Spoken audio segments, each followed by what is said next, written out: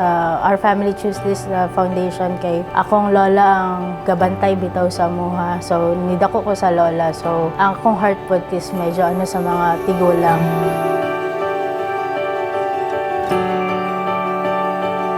Nagpasalamat ko ni Dian na wala ko magdahom na ikaw ang mag-introduce aning St. Joseph Golden Home o nakakita gyud mo unsay mo mga panginahanglanon kay ang foundation nabuhi ra man gud ni siya sa pagka maging hatagon sa mga tao labi na dinhi sa Cagayan de Oro.